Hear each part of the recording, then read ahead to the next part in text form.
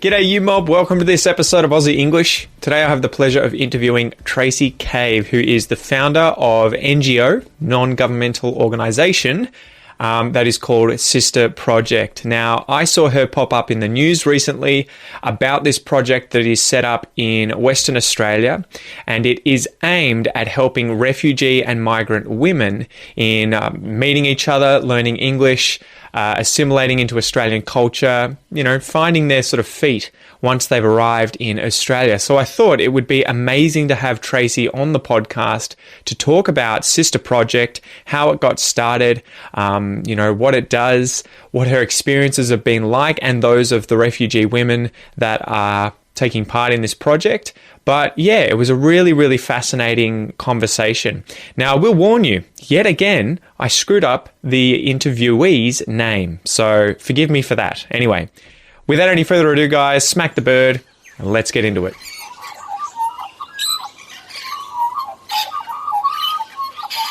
G'day, guys. Welcome to this episode of Aussie English. Today I have special guest Tracey Cove. Hopefully I've said that properly. Very close. Tracey Cave. Cave? Like a hole in a hill. That's it. Oh, I don't know why I was reading it everywhere as cove. That's all right. I get called everything, so that's all right. Cave it is. Cave it is. It was almost a cove, right? There may be a cave and a cove. That's it. So, Tracey, you are the founder, the creator of the Sister Project, which I saw come up in the news recently, and I thought this is absolutely amazing. I would love to get you on the podcast. Lo and behold, here you are. Can you please tell us about the Sister Project and how it got started? Okay, sure. So the Sister Project started about a year and a half now, in April last year. I was working as a youth officer for the local city council, and as part of our work, we saw there was a need to work with the mums of the young people that we were looking after. So we started up some English lessons with craft and experts coming in and perhaps cooking or something like that, just to bring women together and help them. Yeah, that's how it started. And so what goes into that process though, right? From you deciding that this is obviously an issue that needs to be resolved and you want to be able to help these people, what's the next step after you kind of find that hole in the market, although it's obviously a non-for-profit? What did you do after you sort of discovered this issue? Well, to be honest with you, I kind of knew that the problem was there a long time ago. Having been a migrant myself, living overseas, I knew already how hard it was to move into a new country where you didn't speak the language, you couldn't read food labels, you couldn't read street signs, you couldn't work out how to catch a bus. I know how difficult that is. Whereabouts was that? If I can. That was in Japan. Oh, yeah. Wow. Okay. So that was really hard. That's not like I went to Spain for a week or something. No, completely different language. Yeah, different language. And I was there for a few years. Yep. And initially it was very isolating for me. So I understand that feeling, like if you don't know how to communicate with someone, and you just even simple things like eye contact, it's a different way of showing respect from one culture to another culture. So and that's quite normal for them, is contact. But for me, if you don't look me in the eye, I think you're not being friendly. So there was a whole lot of misunderstandings with that. And then my husband is sorry to interrupt you. I had a funny story of friends from Estonia. So they were from the old USSR. I guess their parents would have grown up in the USSR, and so when they came to Australia, they were always relatively cold. To begin with, they wouldn't smile, they wouldn't be very cheerful with people they didn't know, but then after a year or so they would be like anyone else here. And then when they would go home, they would be like, everyone treats us like freaks when we get home because we're smiling all the time at strangers and waving, and you have to learn to be cold again. It's so true. Yeah, it's true. I found when I moved back, I was bowing at everybody even when I was crossing the road. It's just something that you get used to. And actually I had someone in one of my English classes is also from Russia, and we were talking about how the way that you speak can be interpreted differently. For example, where my husband's from in Ghana, it's not necessarily to put all that nice flowery language when you're asking a request from someone. For example, if you wanted someone to come and sit next to you, you could say, would you like to come and sit next to me, please? Something like that. Whereas in his country, you would just go, come, just come.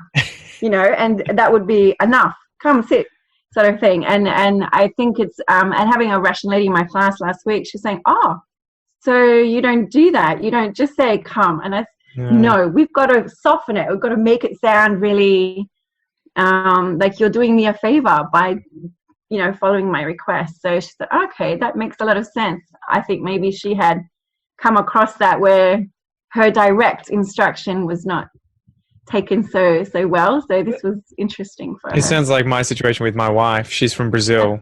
And so we speak in Portuguese at home, and she'll say things like the equivalent of, give me the salt. Yes. And I'll be whoa, Jesus, okay, here's the salt, sorry. And fine, looking at me, and I'll be like, oh, what? Can you just say, give me the salt at the dinner table? And she's like, it's fine. Yeah. And I'm like, oh, in English, it's much more, can you please pass me the salt? Yes, we smother with please and thank you. Oh, if you're a child and you don't say thank you or please, you get in trouble for it. I know, where are your manners? Same in the shops. My husband's like, you want this? Or come here, like this. And everyone's going, wow, she's in trouble. Yeah, no, it's just different. So coming back to getting it started. So obviously you had an idea of cultural differences and the difficulties that people were obviously facing when they're coming to Australia, as whether they're, I assume, refugees or migrants, obviously. Yeah. You knew what they were facing, but then what was the next step towards putting together something that could help them? So I guess I drew a lot on personal experience.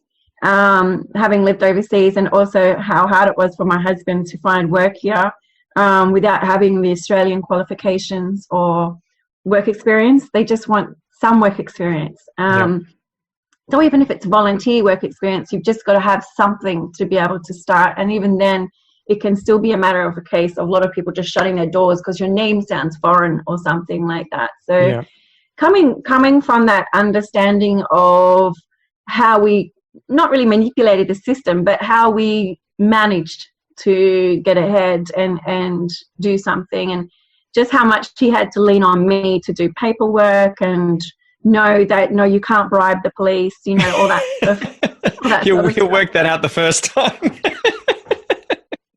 But so anyway, he did work it out when he didn't listen to me, and he got a talking to. He got. Oh wow! He knows now not to offer that $20 note for parking illegally. It's going to have to be a bit higher than $20. We were watching the TV show El Chapo, and obviously my wife's from South America, and El Chapo is about the drug trafficker from Mexico and all the interactions, and it's just crazy seeing how often the police are kind of just like, yeah, whatever, like something will happen, they'll get money, or they're in a position where they can't say no.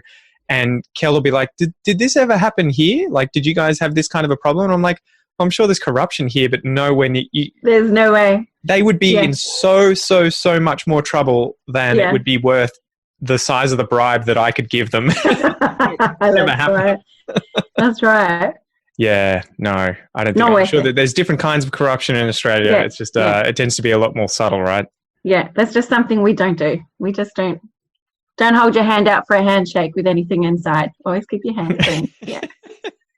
All right, so obviously you knew about these issues, but were there any big hurdles to sort of get across in order to set up a non-for-profit that was going to help migrants? No, not really hurdles. More, it takes a lot of work, a lot of work. I'm pretty much volunteering 24/7 because if my brain's not working, no, my brain is always working. It's not the right thing to say. It requires a lot of one-on-one meeting people, going to where the people are at and gaining their trust. So being friendly, making sure they feel like they can trust you and rely on you, sort of thing. And so a lot of groundwork. A lot of groundwork. And the groundwork doesn't actually stop. You have to keep doing that groundwork. And it really helps being a people person. I'm much more a people person than a paper person. I hate doing paperwork of any sort, and so that gets neglected a lot. But the people, I just love hanging with people from every country. And the thing that just amazes me the most with these women is that they're incredibly resilient. They've come across the most difficult times and challenges in their life, even when they think they haven't. They really have. And they're so strong and so resilient, but they may not value themselves as being like that. So sometimes it's good just to shine the mirror on them and say, you know what, you have done this. And they go, oh, yeah, you've done this. Oh, yeah. And then they realize, oh, yeah, I've actually done quite a lot in my life to make me be stronger. I should feel more proud of myself. Even just someone who's married someone that lived here and came over on a spousal visa. It's actually a big thing, leaving your family behind. Yeah, and my wife hasn't seen her network. family in like 6 years now. Yeah. Especially now. We were meant to be going back to Brazil this year, but went down the drain. So yeah. So I think COVID's made it really interesting for a lot of people. My daughter was the same. She was going to go see family this year. And you're worried. You don't realize so much that you're worried, but you're worried about, COVID or your situation here, but you're also worried about your family and everyone back home as well. And perhaps they don't have the same restrictions or assistance in place for communities or people individually dealing with, having to be locked down or whatever. So that creates a lot of anxiety. So that's, even for the simple visa, like a spousal visa or a temporary visa, but then you're talking also about refugee women who have come from war-torn places or have gone through a lot of stress to be able to get out of the country that they love and to come here. Yeah, well, do you want to talk a little bit about the situation? Because there is obviously a massive difference between refugees coming to Australia and migrants coming to Australia. Obviously, migrants having effectively prepared and chosen and aimed for this, and quite often are sort of somewhat happy to say goodbye and then come here. They have that in mind, but refugees don't necessarily tend to have the same path. No. So what does it tend to be? What's the average person that you come across who is a refugee? What is their life kind of like before and after coming to Australia, and how would that differ from the average Australian or the average migrant? Yeah, okay. Well, we have in the suburb where I am, which is called Ellenbrook in the northeast of Perth, we have quite a diverse group of multicultural people here. South Sudanese would be one main group. We also have people from Myanmar or Burma and the Karen people, and they're both categorized as a lot of them as refugees. And then refugees from other countries as well. South Sudanese, my understanding is that a lot of them have been in refugee camps for a very long time. There's one woman in particular that's in Sister Project, and she was actually one of the main reasons why I started this group, is that she spent her childhood hiding from soldiers and running away from soldiers, so didn't have the opportunity to go to school and do her learning, unable to read and write in her own language, let alone in English. So coming here and starting fresh has been a huge challenge on top of her mothering duties. She's got 7 children now. So yeah, I was going to say the Sudanese tend to have huge families. They tend to be somewhat patriarchal, right? Where the mother kind of is working 10 times as much as the father in terms of dealing with kids. It's amazing. This is what I mean. These women don't realize how strong they are. And they just think, oh, this is my lot in life. Let me deal with it and keep going. Yeah. And it's just phenomenal what they have to do. So she's raised these kids all on her own and has had to work full time to be able to pay the bills and the food and all of that sort of stuff, because often it's the women's lot to earn the money for her and the kids for food and accommodation and so forth. So she's worked extremely, extremely hard, and she's a nurse's assistant. So she's had to learn English and then had to study to be a nursing assistant, and it's not a huge high paying job. So it's something that she's had to really sacrifice a lot to be able to raise the kids on her own, basically. How long has that taken to pause you there? So she's obviously migrated or become a refugee, come to Australia, and then had to pick up English and then had to get an education in order to then get a job. That's not something that obviously happens overnight. How many years did that take her? Yeah, that's a long time. So I think the first child that was born here, I think she's about 14 now. So it's taken about 14 years. Yeah, and I think something that was like a real turning point for me was I've got teenage kids, she's got teenage kids, and they were friends with each other at school. And they did go to a local high school that's quite big about 1700 students. And so having such a large school, you have to have a system for everything so that things can flow smoothly. And this particular day, I went to pick up my daughter's school report. And to do that, you have to line up at a table that's got letters on it at the first letter of your child's last names. Not everyone's child's last name is the same as their own. My kids have got a different last name. Yeah. So you have to just know that information, that you've got to line up at the right spot. So I lined up, got my daughter's school report, and I noticed that my friend was just standing there. She walked in and looked like a lost tourist. And I thought, why is there none of the staff are helping her?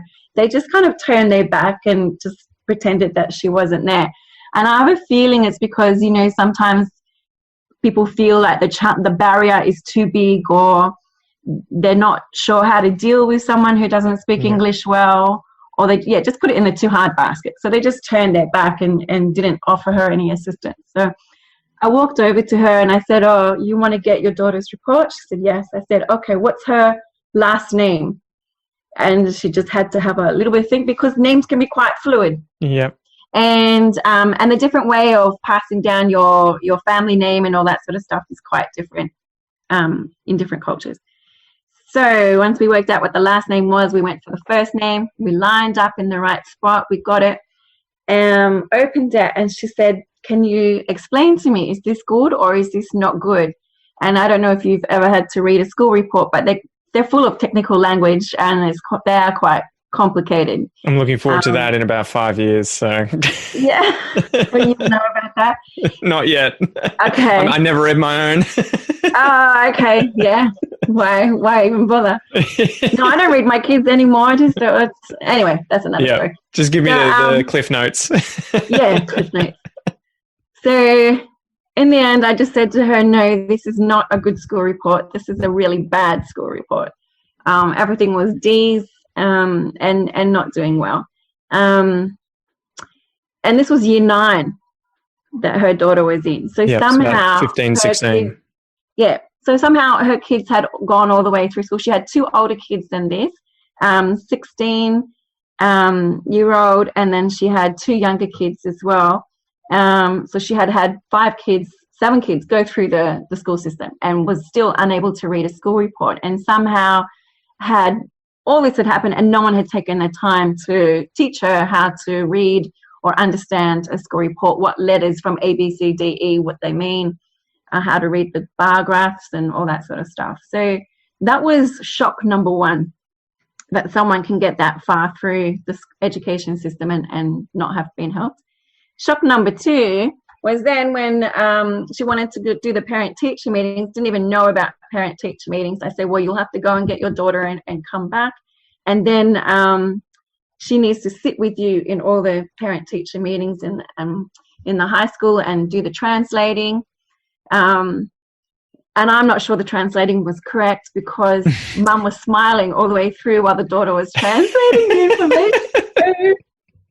I know she wasn't saying what the teacher was saying, but anyway. The power balance here is out of whack. Oh, look at that. You know, the kids are dependent on to do the translating. That information is going to get filtered. She's not going to be telling her mum, oh, no, I'm not applying myself. Oh, I talk to my friends during class. Oh, apparently she's not going to say I'm rude in class or anything like that. She's just saying, yeah, I try really hard. And mum will be happy and say, good job. So there's so many challenges there for a mum to be a good mum and to support their kids and raise their family in a society where they can't even read school reports or know how to talk to a teacher or even rely on their kids to go do doctor appointments or to go shopping and all that sort of stuff. Kids, the power balance is really, really upside down, so to speak. Maybe back home, mum would have a lot more power to run her family. But you don't think about that, do you? Like, we have a lot of Sudanese in Melbourne as well, and there'd been issues recently with, you know, a lot of them getting together and causing a ruckus in the city. And it always seemed like when they were getting interviewed and the parents were there, it wasn't like the parents were sending them outside. The parents tended to be at home or working and had no idea what their kids were actually getting up to, if they were misbehaving. But it was it seemed to be that a lot of the time the kids had kind of worked out how to kind of navigate the system and how to get out, and they spoke English better, and they were just like, well, we'll do whatever we want. Yes, I think you've nailed it on the head. And the mums are doing the best that they can. Dads are generally not around so much, being the mother's job to raise the family all on her own sort of thing, and it's not a man's job. So mums are working really, really hard. And back home, it's just a different system. You've got the whole family there to support you and to support your kids. If any of your aunties or uncles saw you mucking up or doing something wrong, then the whole family would step in and help that. There wasn't back home as many issues of mental health. I think the kids here are not really supported. They're not understood by, say, the teachers at their school. I have another story where another girl was called the N-word, and then she responded with, "How dare you say that? I'm going to beat you," as you do. And which, by the way, makes no historical sense in Australia. What's that? Using the N-word here. It's like that is a culturally and historically charged racial slur from the US. It is from the US, but we have used it here. I mean, even with our Indigenous people here, is a word that's been used. But with Trump and this Black Lives Matter stuff that's happening over in the US, because we've got social media, it affects us here. It affects all our young people. For some reason, our white kids feel that it's okay for them to start using slurs like this on their black classmates, and they just don't understand the gravity of that. Yeah, are getting really upset, and so they should. But then instead of being supported in the school setting, the black kids are the ones that are getting in trouble for retaliating or responding with negativity and getting told just to, get over it. It's just a word. Just get over it. It's got nothing to do with you. And that doesn't sit well with anybody. It doesn't solve any problems.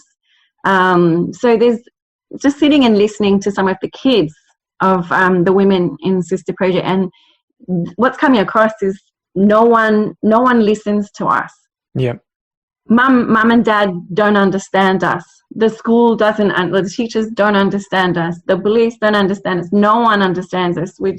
We're having to work, like you were saying, navigate. We're having to work this all out by ourselves, living in one culture at home and stepping out the front door, and all of a sudden you have to behave in an Australian way.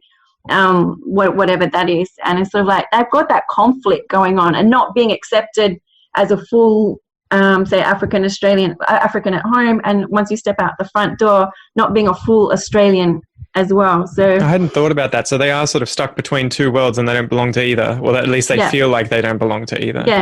Yeah, that's correct. We've got one of our mentors in our junior sister program is called Ruby, and she's been on the ABC recently too, talking about makeup.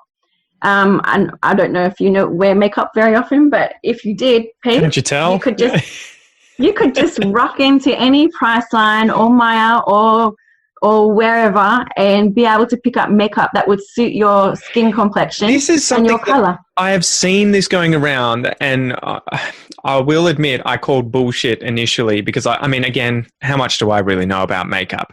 But I had people, nothing.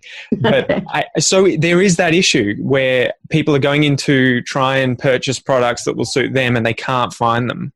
Can't. That's right. Really? I've got 3 girls. They're all teenage girls, and even because their dad is black and I'm white, they've got that beautiful tan color. And even though it's not dark, they're quite light skinned.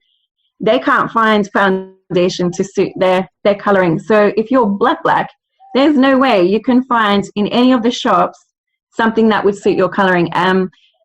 Just foundation, eyeshadow, anything to show, or your lipstick colors, your blush for your cheeks, or anything like that. Just not there. And so it makes them feel as though they're not seen, or they're not catered for. They're not part of the conversation. They're not, even looking in media, all the signs of beauty is a young woman with long blonde hair or something like that. You don't see the girls with the black skin and the big froze or something like, or really chunky big what girls. do we need to do though? I mean, because for me, from my sort of the conservative side of me wants to say it's not discrimination, it's more just majority rules. And so for a long time, the majority of people had this. So the capitalistic market was just like, we'll just stock and deal with the majority. And this is it. Now we have, obviously, Australia in the last, 20, 30 years has gotten a lot more dark-skinned Africans coming in. Yeah. Is it that the market isn't responding and creating, because you would imagine if there's a hole in the market, someo's got a good business opportunity. Yes. Well, there are small businesses that are stepping in, but it takes a lot of research to find them. You think about our cultural mix now, not just Africans, but Indians, South Americans, Asians, especially the darker skinned Asians. So I'm thinking like Indonesian or Malaysian or something where they can have the beautiful darker tanned skin. There's just such a variety of countries of women that are now in Australia and not being catered for in the industry, in the beauty and makeup industry. It's just crazy. And even hairdressing. Yeah. They don't know how to cut curly hair. I've heard stories about that where people have gone in, they've just said, this isn't a racist thing. I just have no idea how to deal with it. Don't know. Yeah. Yeah, so they're not being offered training. So if you've got dark curly hair or you've got really strong Asian hair, you have to find someone in your community that knows how to deal with your hair to be able to get your hair done, because you can't just go to a hairdresser. They don't cater for you. So I don't think it's racism either. I think it's just been a little bit put into the too hard basket. I mean, Maya, Priceline, they deal in the beauty industry. They know that the issue is there. They know the people are there. Why they don't cater for that market, I don't know, because we've got a huge multicultural population now. So, well, it's always funny to see, say, with Coles and Woolworths, that certain areas will have very, very, very specific foods from certain countries. Yeah. And so it's a good thing. You kind of like, okay, they've worked out, they have a large Brazilian community in, Altona in Victoria here. And so the local supermarkets have gotten that feedback from the population, and then they've stocked the appropriate amount of food or whatever it is that those people consume. So it's very strange, isn't it, that the other businesses haven't realized that or responded to that yet, especially if there's a big market for it. You would imagine that someone needs to get in there and do that. Yes, yeah. And it might just take a bit of pressure from the communities as well. So women, if you're listening, and men, you want some makeup, put some pressure on your local Priceline or Maya store or wherever it is that you want to get your makeup from. And is that the way to solve it, you think? You just need enough people need to just speak up, go in and just say, this is the product I want to get. Yeah. You don't have it, get it in for me. I'll buy it. Yeah. Yeah, simple. And even if you knew that there was another 100 women in your community that had a very similar skin tone as you, perhaps you'd like to collect their names and just say, go to the shop and say, look, there's this many women that you're missing out on their market. Yeah. So fix it. So how would you say that refugees differ from migrants? I sort of asked that at the start, I guess, and we've gone down a sort of a bit of a rabbit hole. But what would you say the experiences, how do they tend to differ once they get to Australia too? Because they're apples and oranges, right? Yes. And even not all oranges are the same either. Every orange is quite different. Some are thicker skinned than others. Some are sweeter than others. Yeah. So I don't want to generalize and say a whole group, and I definitely can't speak on behalf of them because I'm not a refugee myself. I can only say what I've known. I do know that some people turn up with absolutely nothing, just the clothes on their back, so to speak. So someone with spousal visa would perhaps have a house here waiting for them and a support network, whereas sometimes refugees can turn up and they don't have that support network, don't have any other family members here. And sometimes they can just be flown in by courtesy of the Australian government and no one even be at the airport to greet them. So it can that's the thing that blows my mind about it, right? I'd like to sort of flesh that out a bit. What on earth is the Australian government doing or not doing that it should be? Because it seems like I hear those stories of people arriving and then it's kind of like, all right, well, you're here, off you go, work it out. So, I mean, how much help do they get from the government by and large, and what else could the government be doing? It's a good question. And I think a lot of it's been outsourced to really wonderful organizations, not-for-profits, such as Mercy Care, and, you know, the really Mission Australia and some really big organizations like that. And they're doing a wonderful job trying to step in and help where they can. They do get English, free English tuition for 500 hours or the first 5 years. But to just is that enough? Well, no, I don't think it's enough, because what happens in 5 years? Let's say when you arrive, just say you arrive with your husband, or you meet someone, then you get married, then you have children, and then you've got to work out how do you get to English lessons with a baby. And if I don't know how to drive yet, so perhaps, you know, driving training would be really, really good. I don't know how to drive. I don't have money for a car. How do I even get to these English lessons if they're in, say, a central part? So in Perth, we've got English lessons in the city, or there's a couple of places, probably about 3 or 4 places outside of the city. Where I live, if you can drive, no problem. If you want to catch public transport, though, the closest is about an hour away. So trying to do that with a baby or with small children to get to English lessons, and they usually start, you know, at 8:30 in the morning or something. So you got kids at school, how are you going to drop them off, go do your 1 hour trip to where, or actually 2 hours, some of the ladies are doing 2 hours, to get where you need to be by 8:30. No, just to get to English lessons. Oh, wow. And then to come back in time to pick up your kids from school. So it's not possible. So some women just go, you know what, it's too hard. Let me forget about that. I'll find another way to learn English, or I'll just stay home and raise my kids. And then I'll worry about the rest of the stuff, right? Which is why we have some ladies here who have been here for 18, 20 plus years. And the ones I'm thinking of are Iraqi refugees, without being able to speak very much English at all, because all they've been able to do is stay home, raise the children, keep their house clean, do the cooking. You know, their parenting duties are quite strong. There's a lot of pressure on them to do mummy work very, very well, and to be staying at home, and that's number one job for them. So for them to get out of their house and do something for themselves, sometimes it can just be too difficult, and that can be a cultural thing, and then it can be transport, and then it can just be logistics of it all. So and the government is providing English, but whether the people can actually get to the English lessons, not always possible. So it is kind of like that. You've got healthcare here. What are you complaining about? And it's like, yeah, but I can't get to the hospital. So what's the use of it? Yeah, and if they don't know how the health system works, just like not knowing how the education system works, how to read a school report. Can you imagine picking up a paper in Chinese and trying to read it, and the, you know, a Chinese, if you're living in China and the hospital say, well, I gave her the information, but if they can't actually read the information, what point is it? Maybe they can't read and write in English. Maybe they can't read and write in their own language. You don't know. So there's a lot of, that's why I'm thinking the only way to deal with this is all that groundwork.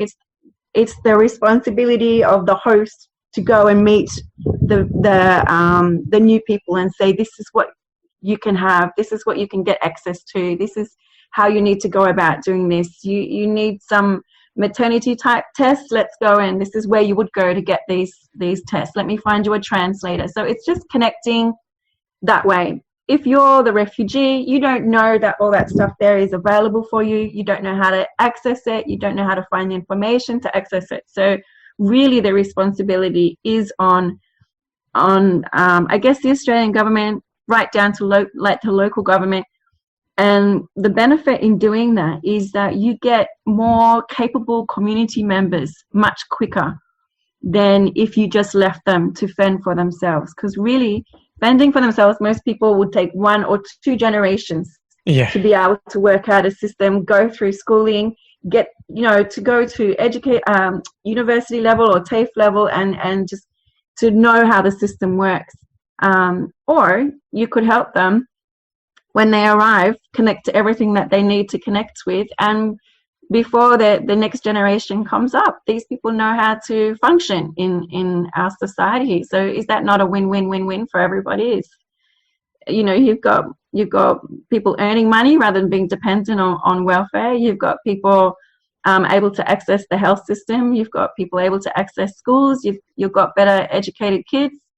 Well, you would It just imagine it makes sense. would cut down racism and tribalism as well. If you can get people to integrate more readily into the society, you're going to have less people afraid of different groups because they're more used to communicating with them and getting along with them and everything like that. Like a big issue in Melbourne, I think, that's sort of come up in, I mean, it's probably been around since my parents were young, but is the fact that you end up sort of with ghettoization, where certain suburbs end up the majority of the most recent refugee or migrant group to come in.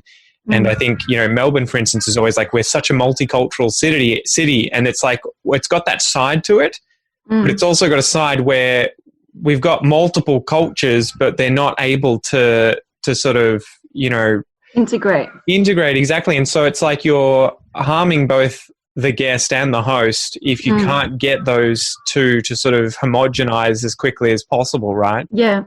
So right. What do we need to do, though, to overcome those sorts of issues? I mean, I guess as the average Australian, not necessarily just the government, what can we do as Australians to facilitate the integration of whether it's migrants or refugees that have come in? It's really when you go down like how to do it, just comes right down to the core of it. It's just to be friendly, just be kind.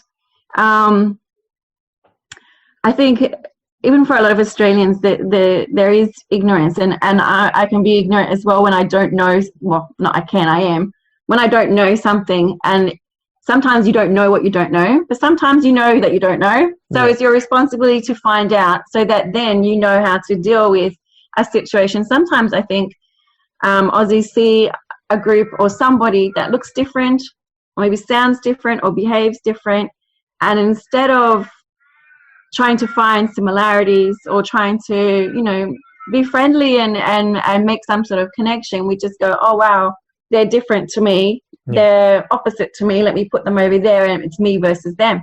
But it's not like that at all. I mean, at the end of the day, we all want the same thing. We all want to live in peace, to be loved, to have our kids happy, our family around us, to eat food and be secure. We want security. We want love and, peace. So we're all the same in that respect across all cultures. Maybe the way you pronounce your words are a little bit different to the way I pronounce my words, but how superficial is that? We can get, we can move on beyond that. So at the end of the day, I think just smile. That's the first key. Just smile, be friendly. If you can see someone who's looking a bit lost in the shops, doesn't know how to buy something, or at the checkout, they don't understand the operator, just offer a hand. And it's just so simple, really. At the end of the day, it's really, really simple. But that's my advice to everyday Australians. Just smile, be friendly, and help break down some barriers. Yeah, because I'm sure they're equally scared of us as we are of them, and they're the visiting ones, so they don't necessarily know what to do. Yeah. Well, it's hard because I have like a lot of listeners, obviously, who are migrating. They're preparing to come out here, and my sort of go-to is a bit more conservative in terms of, I'm like, just assume no one's going to help you. This is on you. Like you're going to be your best friend in terms of getting everything, your ducks in a line and nailing it. Don't assume that you'll get here and everyone's going to do it for you. But does that obviously not necessarily work in all situations? There needs to be, both sides need to be working. Yeah.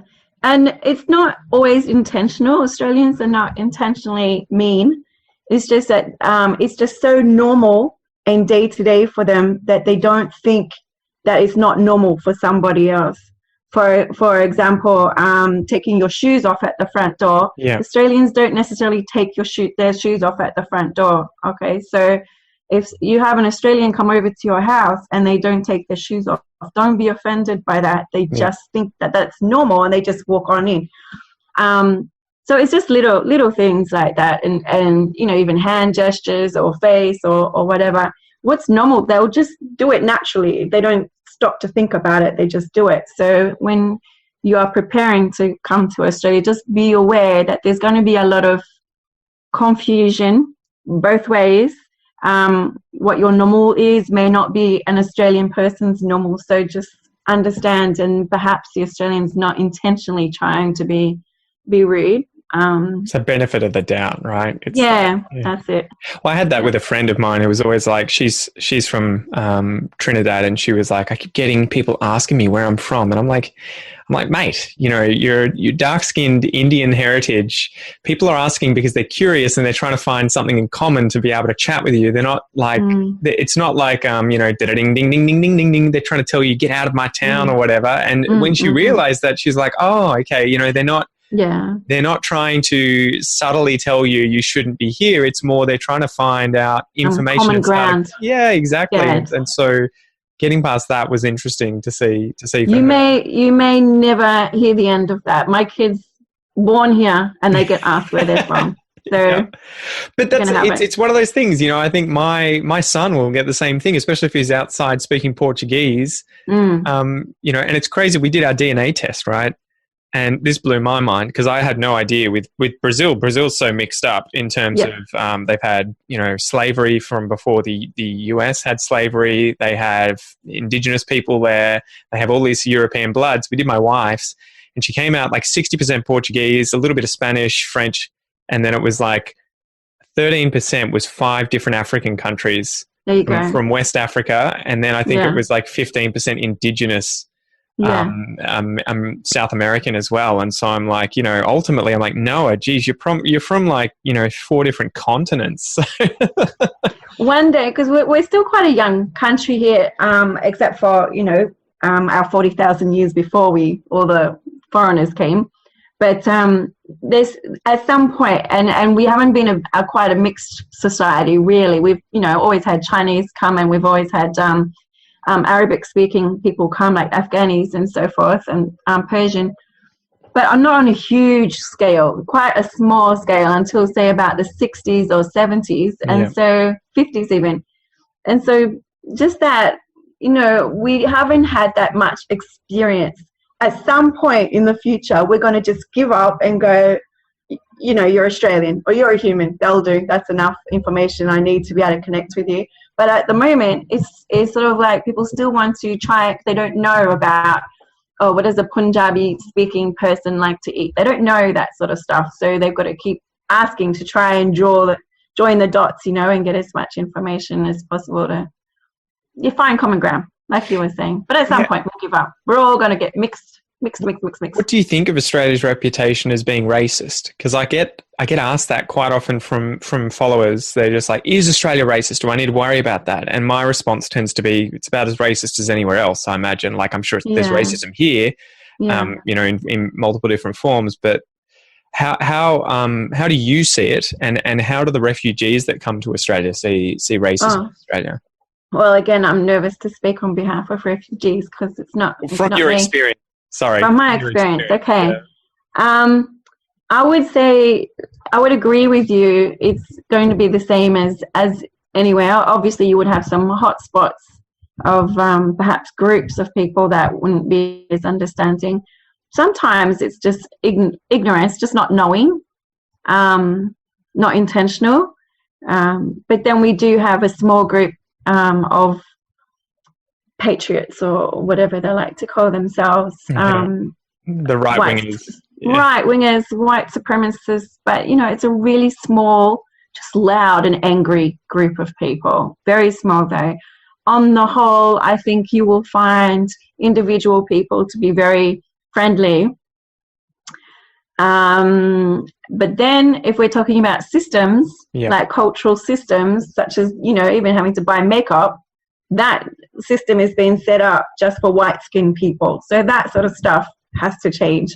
The chance of, say, law and order, it could be a bit harder for someone of a dark skin facing the same. I don't want to get myself into trouble here, so I don't want to say it right. Okay. There are chances sometimes. For there to be discrimination at the hands of the police. For there to be discrimination, that's right. Well, we've seen that in the US, right? So that there are, you know, it's a completely different, you know, hornet's nest over there, but that there are systemic issues that need to be dealt with. I don't know how on earth you do that. Yeah. And I'm glad it's not our problem to have to try and deal with, especially with the current election coming up. But yeah, that's true. And Australia too, we have serious issues like that. There's parts of Australia, for example, Northern Territory, that all the young people in jail are Indigenous. There's not one white person in jail. All the juveniles in detention there are Indigenous. So there's a problem there with our... I think I saw something awesome happening in WA with the policing of Indigenous communities being...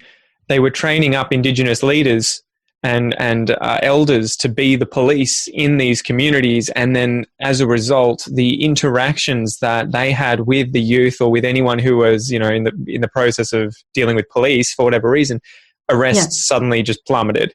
And so because you had people who suddenly understand the situations a great deal more. It's a matter of bridging. Everything's a matter of bridging. It's a different approach rather than coming down hard. These are our rules. You must obey. It's more about relationship building and trying to understand each other. Even our local situation here with our police, they're quite keen to be able to stop and just say hi to whoever, or pop into community groups or sporting events, or just walk around in the shops and just connect with people to build relationships with them, rather than it's us versus them type thing, which is... So there's another thing that's really different. If you're coming from a country where police are scary... That's my wife. She was anytime she sees a cop with a gun, she's just like, gee, other side of the road, other side of the road now. And I'll calm down, you haven't done anything.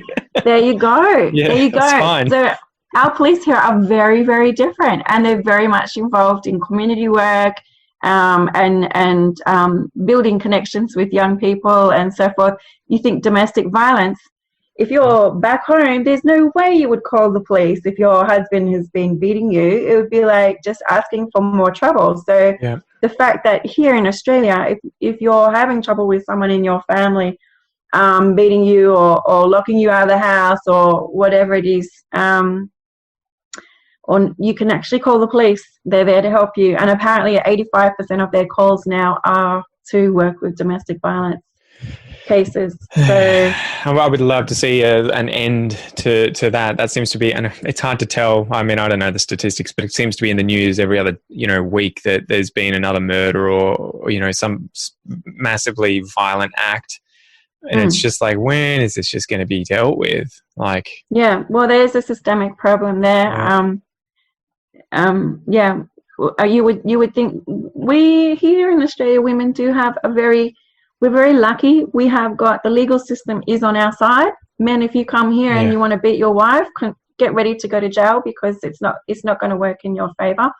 Some countries, it's quite accepted that a husband can discipline their wife or can neglect them with money or food, or have serial affairs. They're bringing through coercion law right now. So if you are manipulating your wife and holding money from her so she can't do anything, and they can show psychological abuse, you could potentially get in a lot of trouble now, which is good. And even verbal abuse. If you are picking on your wife negatively constantly, that can be used against you in court, and your wife can actually leave you and ask for the house and take the kids. So you have to behave yourself while you're here, because that's the law the weird thing that I never get with domestic abuse, right? I'm like, man, if this goes to the courts, men are screwed. Like, they're going to believe the women. The kids are going to go to the mum. The house is going to go to the mum. So guys, like, what are you doing? Just pick up MMA and go to a gym or something. That's right. Take your frustration out at the gym. Don't take it out on your family. If you are not feeling too positive in your mind, go to the gym, go for a run, go and do something else. Before we finish up, can I ask you a bit about what it's like to be married to someone from Ghana and how that happened? Because I think you must be the first person that I've met who's probably even knows someone from Ghana. Like, to be honest, that's pretty rare. I don't know. For me, from where I'm from in this part of Victoria, but did you have an interesting story where you guys met and then crossing those cultural that divide? Was there anything really cool that went on there? Yeah, okay, very cool. Absolutely incredibly cool. I love these stories. That's why I want to ask, because obviously I've had one happen with me, and so I'm always like, man, I want to hear it. Oh, cool. It's always good to hear these stories, isn't it? For sure. So we actually met on the busiest corner of Tokyo, in Shinjuku. Yep. Just outside the station there. Apparently I looked like I was a lost tourist and needed some assistance in finding my way around. And 18 years later, still getting that assistance in finding my way around. Anyway, so we've got 4 kids now.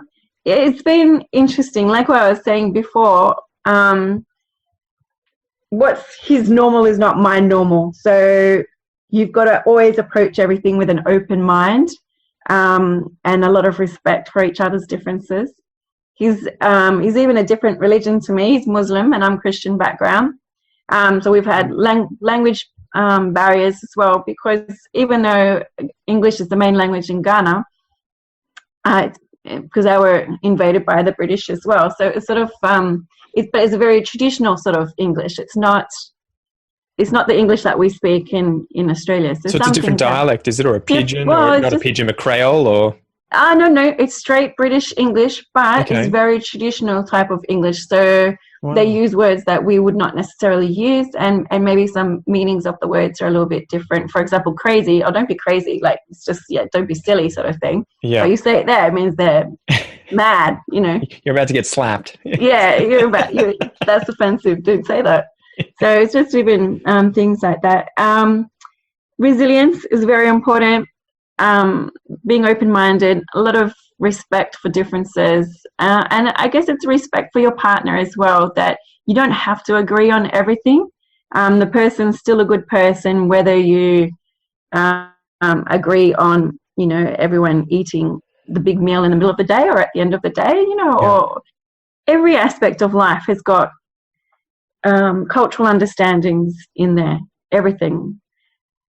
From the way that you eat, who you eat with, from that to celebrating a birth or a passing, every aspect of your day has got, whether you think, like sometimes I hear Australians say we don't actually have a culture. It's not true. That's not true at all. From the inside looking out, yeah. Yeah, we have. I don't have an accent. I have an accent. It's sort of like everything you do is affected by the way that you grew up and what you understand is right and what is wrong, what is normal, what is different. So bring that into your house and you've got it 24/7, opportunities for there to be misunderstandings and clashes and conflicts. And it's not enough that you just love someone, but you've got to, it's like one step further. You've got to be open-minded, be prepared for the misunderstandings, find a way to deal with it so that people, and it will be constant. It will be constant. Yes. Do you think humour plays a big role in bridging that divide? Yes. Lucky for my husband, I'm a very funny person. But, he's not? Oh, no, he is. He's very funny as well. Very charismatic. Oh, absolutely. You can't take things too seriously. You've got to, hold things loosely, so to speak. What do you think people are missing out on who don't have cross-cultural or cross-racial relationships in the end? Because it was something that I grew up, after I started learning languages in primary school and high school, I sort of, I don't want to say fetish, but I had an interest in the rest of the world and other languages, and always thought, I don't want to just marry someone from, my neighborhood where we all lived the same experiences and we don't have our own complex, history to share with one another. I would much prefer to marry someone from a different country, different language, different culture. Lo and behold, I did it. But well done. Yeah, that's it. Crushed it. But I can't imagine now what it would be like to be with an Australian. I feel like life would be a lot more vanilla. Yeah. Do you feel the same sort of way? Yeah, I'm so blessed. Like here in Perth, we have a huge Ghanaian community, and it's like family. It's there. Yes, there's a lot of cultural differences, but I'm very, very blessed. I feel blessed. That's exactly how I feel. And I guess it's a bit like a person who reads a lot of books versus a person who never reads books, or a person who travels a lot and a person who stays in their neighborhood for their whole life. Your mind is just opened to so many more ways of looking at the world, foods to enjoy, clothes to wear, or ideas, suggestions, theories, and it just makes your life so much rich and full. Yeah, I think it's wonderful. Far out. Wow. Tracey Cave, thank you so much for coming on the podcast. How can people find out more about the Sister Project? And if they're in WA, obviously, how can they end up being a part of it if it's something that they would like to do? Yep, that would be great. So we have a Facebook page, strangely enough, called Sister Project. And you can see what we're up to on there. You see our photos and our short videos and so forth. We have as you said, been on the ABC recently. Got email. If you're in Victoria, I know there's Sister Works. That is another wonderful group that if you look them up, they're in Melbourne and also I think Bendigo, I think it is. Oh, brilliant. Hopefully there's one in Geelong. That's where I'm near there. So, okay. Yeah. All right. Well, I think there's one not too far from you, but they're another awesome group. Every big town to city will have groups and projects and so forth. And if there isn't one in your area, start one. Far out. Well, Tracey, thank you so much. And I hope to have you on in the future. Thank you very much. I've enjoyed this conversation.